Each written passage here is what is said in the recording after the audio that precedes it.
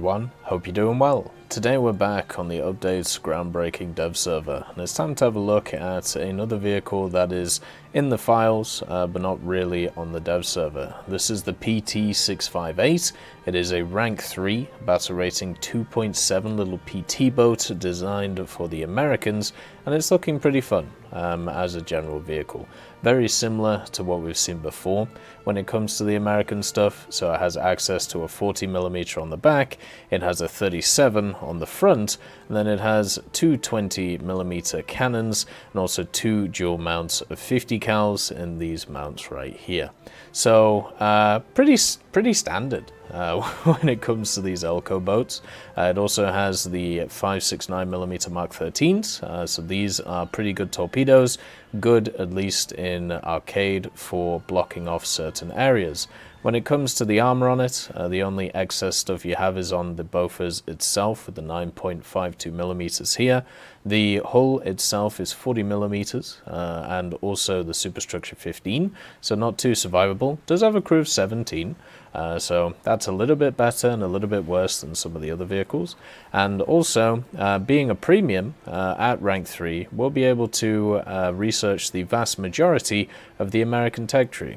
Because this one isn't in the dev server technically, and it also hasn't been announced, I feel like this is going to be an event vehicle. It doesn't really make sense as a premium, especially since they're bringing in another premium at a lower BR than it, so would be a little bit odd.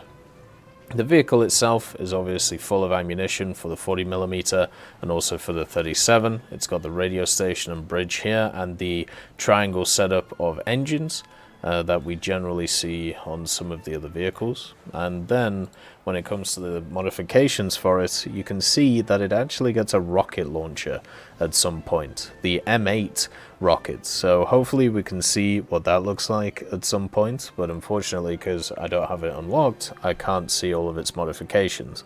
So that is kind of the more interesting thing that this vehicle has. It also has artillery support, so has access to that, gets some depth charges as well, so you can get 16 M8 rockets, 2 depth charges, and also 4 torpedoes. That's your overall secondary weapon load.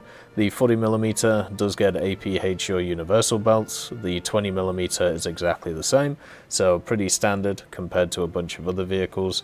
And overall, you're just looking at another PT boat coming in for the Americans. And the thing is, the Americans have a ton of different PT boats. This thing will cost 1450 G, by the way. So I don't know whether that means that it will have access to it or not. We'll have to see. But generally, when we have a look at these machines, the first thing is the 37 and also the 40 are the primary guns, so they're both set to the same, so you can fire both of them at the same time. When it comes to the 20s, they're on the second button, and then the 50s are on the AA button. So that's how those are going to work, which is kind of cool. And at the same time as all of this, with the torpedoes and with everything else, it should be a pretty fun little PT boat. And being rank 3 means that you can see the power of the 40, by the way. Being rank 3, it means that it will be useful for all of the events going forward. That's very key for these things to be fun. For me personally, I really like the 3.0 lineup from the naval point of view for America, so I'm hoping that this will just kind of slot in there. There is also some other 2.7s you can run with this thing, so it will have its own independent lineup without having to rely on the 3.0s, so you can run it at that BR if you want. With more of these boats coming in, I just hope that we see more event vehicles or premiums for other nations as well, instead of America getting oversaturated when it comes to them. But this is a solid pick, and it's very similar to what you find in the tech tree, so if you have players who are trying to kind of get a taste of what the American tech tree is like, this is the perfect addition for it. That's all I have to really say about the vehicle. It's kind of an interesting one, and we'll see how it comes to the game, whether it's in a battle pass or an event, or maybe just a standard premium, which would be kind of surprising. I hope you all have a wonderful day, and I'll see you next time.